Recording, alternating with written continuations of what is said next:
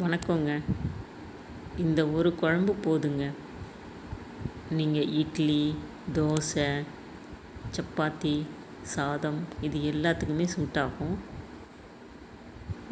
அது என்னன்னா காய்கறி பன்னீர் கோஃப்தா தாங்க இது.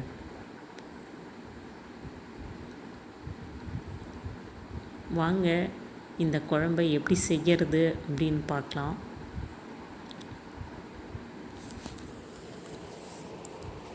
அதுக்கு முதல்ல 2 உருளைக்கிழங்கு, ஒரு கேரட்டு, 5-6 பீன்ஸு இந்த மாதிரி கட் பண்ணி எடுத்துக்கிட்டேன். அதை ஒரு குக்கரில் போட்டு தேவையான அளவு உப்பு போட்டு கொஞ்சமாக தண்ணி ஊற்றி ஒரு விசில் விட்டு எடுத்துக்கலாம்.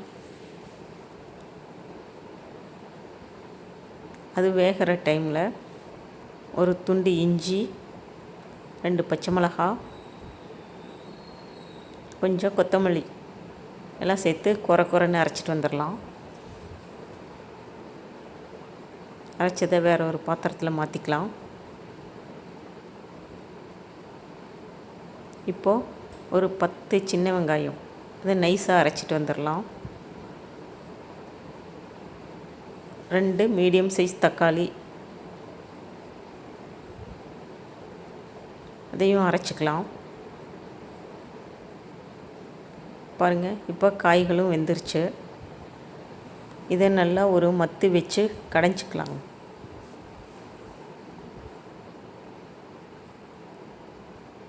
இது ஏன் வேறு பாத்திரத்தில் மாற்றுறேன்னா அதில் கொஞ்சம் தண்ணியாக இருக்கும். அதனால் வேறு பாத்திரத்தில் மாற்றி மத்து வச்சு கடைஞ்சிக்கலாம்.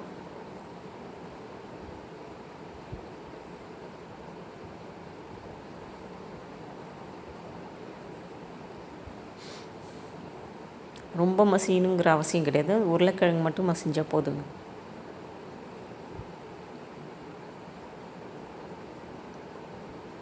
பாருங்கள், இந்த அளவுக்கு இருந்தால் போதும். இப்போ அதில் ஒரு 2 டேபிள் ஸ்பூன் கார்ன்ஃப்ளவர் சேர்த்துக்கலாம். 2 டேபிள் ஸ்பூன் மைதா. இப்போ நம்ம அரைச்சி வச்ச இஞ்சி, பச்சை மிளகாய் சேர்த்துக்கலாம். பன்னீர் சிறிதளவு அதை துருவி வச்சுருந்தேன், அதையும் சேர்த்துக்கலாம். இப்போ எல்லாத்தையும் மிக்ஸ் பண்ணி எடுத்துக்கலாம்.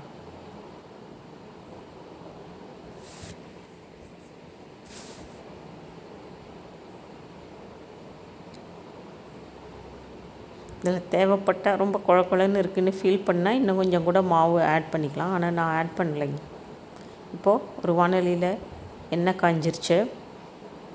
சின்ன சின்ன உருண்டைகளாக எடுத்து போட்டு வறுத்துக்கலாம்.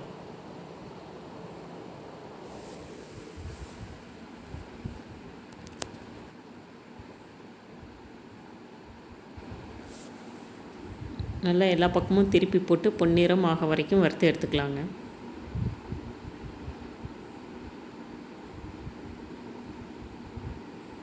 ரெடி ஆயிடுச்சு.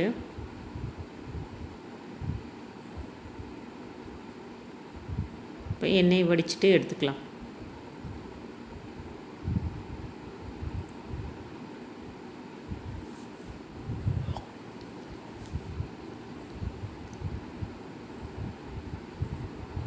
இந்த மாதிரி மீதி இருக்கிறதையும் போட்டு வறுத்து எடுத்துக்கலாம். இன்னொரு பாத்திரத்தில் கொஞ்சமாக எண்ணெய் விட்டு ஒரு பட்டை பொரிஞ்சதுக்கப்புறம் கட் பண்ணி வச்சுருக்கிற பெரிய வெங்காயத்தை சேர்த்துக்கலாம்.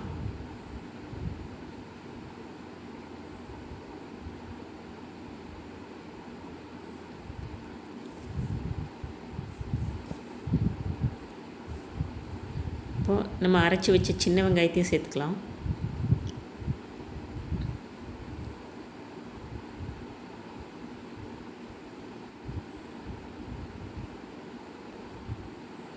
கொஞ்சம் இஞ்சி பூண்டு பேஸ்ட்டு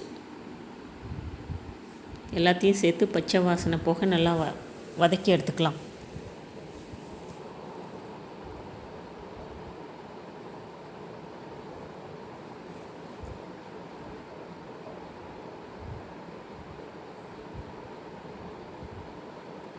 வதங்கிடுச்சு.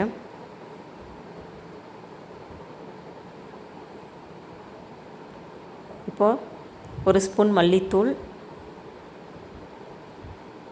1 ஸ்பூன் காஷ்மீர் சில்லி தூள், தேவையான அளவு வீட்டில் அரைச்ச மிளகாய்த்தூள், மஞ்சத்தூள்,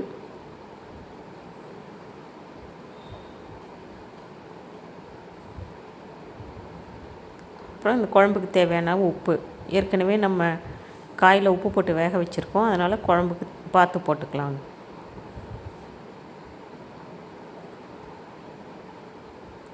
எல்லாத்தையும் சேர்த்து ஒரு வதக்கிட்டு நம்ம அரைச்சி வச்சுருக்கிற தக்காளி பியூரியையும் ஊற்றிக்கலாம். அதுலேயே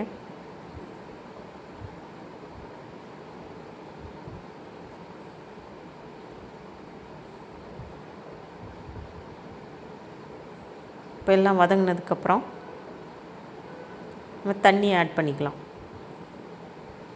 தண்ணி கொஞ்சம் நிறையவே ஆட் பண்ணிக்கலாங்க, ஏன்னா நம்ம உருண்டைகளை போட்டோம்னா தண்ணி உறிஞ்சிரும். எவ்வளோ தேவையோ அவ்வளோ ஆட் பண்ணிக்கலாம். இந்த வீடியோ உங்களுக்கு பிடிச்சிருந்ததுன்னா லைக் பண்ணி ஷேர் பண்ணுங்கள். கரம் மசாலா 1 ஸ்பூன் போட்டிருக்கேன்.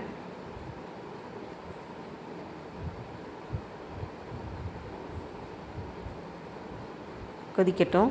தண்ணி இன்னமும் ஊற்றிக்கலாம். நல்லா தண்ணி மாதிரி இருந்தாலும் ஓகேங்க. கொதித்து வரும்போது குழன்னு ஆகிடும். ஒரு மூடி போட்டு கொதிக்க வச்சிடலாம்.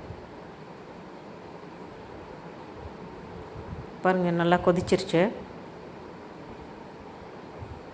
இந்த ஸ்டேஜில் உப்பு சரியாக இருக்கான்னு கூட பார்த்துக்கலாங்க.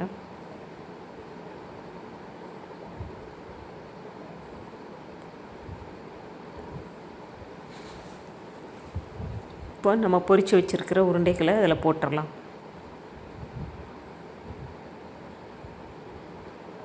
போட்டு கொதிக்க விடக்கூடாது.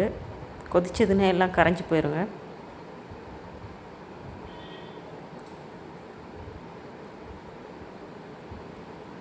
அதனால் கொத்தமல்லி தூவி இறக்கிடலாம். அவ்வளோதாங்க, சுவையான பன்னீர் வெஜிடபிள் கோஃப்தா தயார். தேங்க்யூ.